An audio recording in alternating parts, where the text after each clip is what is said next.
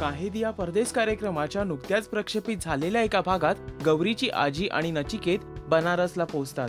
त्यावेळी शिव आणि त्याच्या कुटुंबियांकडून स्वागत केलं जातं। गौरीनं आपल्या आजीला आवडणारे पदार्थ बनवायचे हे आधीच ठरवलेलं असतं, त्यामुळे सरला देखील तिला मदत करत असते।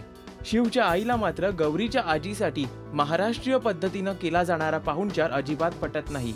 ती सरलाला सांगते की सर्व काही आपल्या पद्धतीनं केलं जाईल। सरला उपमा बनवत असते, त्यावेळी देखील शिवची आई सरलाला उपम्यात अधिक पाणी टाकायला सांगते, जेणेकरून त्याची चव बिघडून जाईल।